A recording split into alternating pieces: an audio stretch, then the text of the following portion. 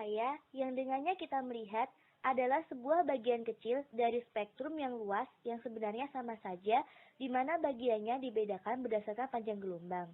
Berdasarkan panjang gelombang, kita bisa mendefinisikan cahaya ke dalam 3 golongan, yaitu cahaya sebagai partikel atau foton, sebagai gelombang, dan sebagai geometrical optik. Yang pertama yaitu cahaya sebagai partikel atau foton. Syaratnya, panjang gelombang lebih kecil dari dimensi alat yang digunakan dan energi fotonnya lebih besar dari sensitivitas alat. Yang kedua, cahaya sebagai gelombang, syaratnya panjang gelombang sebanding dengan dimensi alat yang digunakan dan energi foton lebih kecil dari sensitivitas alat. Dan yang terakhir, cahaya sebagai geometrical optik. Syaratnya, panjang gelombang lebih kecil dari dimensi alat yang digunakan dan energi foton lebih kecil dari sensitivitas alat. Cahaya memiliki 2 sifat. Yang pertama, refleksi atau pemantulan. Apabila cahaya menabrak sebuah kaca, maka cahaya tersebut tidak akan berjalan lurus, melainkan akan dipantulkan oleh kaca menuju garis lurus baru di mana berlaku hukum refleksi, yaitu sudut datang sama besarnya dengan sudut pantul. Yang kedua, refraksi. Apabila cahaya melintas dari medium satu ke medium lain yang berbeda kerapatannya, maka cahaya akan dibiaskan dan berlaku hukum Snell, yaitu sin sudut datang sama dengan n sudut bias. Semakin rapat medium, maka cahaya akan dibias mendekati garis normal. Fermat's Principle of Rest-Time. Dari semua lintasan yang memungkinkan untuk pergi dari satu titik ke titik lainnya, cahaya akan mengambil lintasan dengan waktu tempuh tersingkat. Yang pertama, aplikasi pada cermin datar. Dapat dilihat pada gambar berikut. Untuk jarak tempuh tercepat dari titik A ke B adalah berjalan lurus. Namun ada aturan tambahan di mana cahaya harus menembus cermin dan kembali dengan waktu tercepat sehingga cahaya menempuh lintasan ACB sesuai dengan Fermat's Principle of Rest-Time. Yang kedua, aplikasi pada lensa. Di dalam lensa, cahaya bergerak lebih lambat dibandingkan di udara. Sehingga pada gambar berikut kita mengatur ketebalan lensa untuk memunculkan delay agar berkas-berkas cahaya dari titik P dapat sampai di titik P aksen dalam waktu yang bersamaan.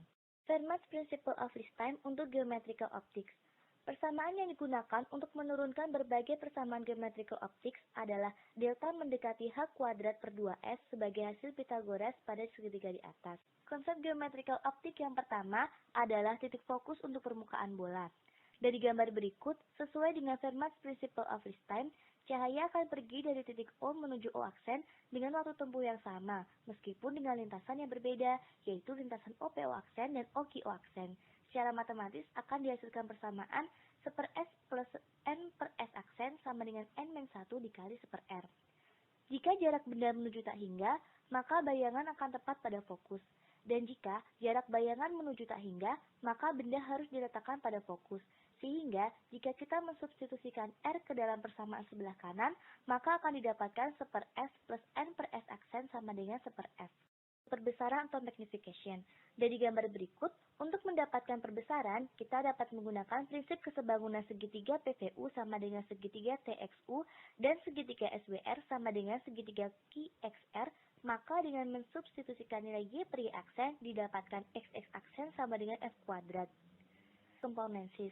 Pada komponensis, kita menggunakan bayangan yang dihasilkan lensa pertama sebagai objek bagi lensa kedua, begitu seterusnya. Pada gambar berikut, terdapat 2 bidang yang disebut principal planes. Jika cahaya datang dari sisi pertama, maka akan menuju fokus lensa kedua. Sedangkan jika cahaya datang secara paralel dari sisi kedua, maka akan menuju fokus pada lensa pertama. Resolving power. Resolving power yaitu kemampuan alat optik untuk melihat 2 titik yang saling berdekatan. Agar dapat diperoleh 2 titik, maka kita menggunakan titik P aksen, di mana waktu tempuh P aksen ST tidak sama dengan P aksen RT, dan kita memasukkan ke dalam rumus T2 yang merupakan P aksen RT dikurangi T1, yaitu waktu tempuh P aksen ST lebih besar dari 1/P, sehingga didapatkan syarat P aksen R dikurangi P aksen S harus lebih besar dari panjang gelombang dibagi indeks refraksi agar diperoleh 2 titik yang berbeda. Untuk mendiskusikan radiasi, kita menggunakan hukum Coulomb. Namun hukum Coulomb tidak sepenuhnya benar, karena tidak ada yang bisa bergerak lebih cepat dari kecepatan cahaya, sehingga tidak benar jika suku 1 hanya terdiri dari hukum Coulomb yang tidak memungkinkan untuk mengetahui keadaan muatan sekarang, melainkan masa lampau, sehingga terdapat waktu keterlambatan atau relative time sebesar R aksen per C. Pada persamaan di atas, suku 1 dan 2 merupakan 1 per R aksen kuadrat dalam arah radial, sehingga dapat diabaikan, sehingga variabel-variabel yang mempengaruhi adalah muatan Q dan arah dari vektor satuan ER aksen, sehingga kita dapatkan persamaan yang lebih simpel pada persamaan berikut. Mengacu pada gambar 29.9, gelombang A1 membentuk sudut V1 terhadap sumbu X positif dan gelombang A2 membentuk sudut V2 terhadap sumbu X positif. Jumlah dari kedua gelombang dinyatakan sebagai R dengan amplitudo AR. R bisa juga dinyatakan dalam bentuk bilangan kompleks, yang mana hasilnya merepresentasikan bentuk kompleks dari AR dan fase VR. AR yang merupakan panjang dari R bisa dicari dengan mengalihkan bentuk kompleks dari AR dengan konjugatnya sehingga dihasilkan panjang AR kuadrat.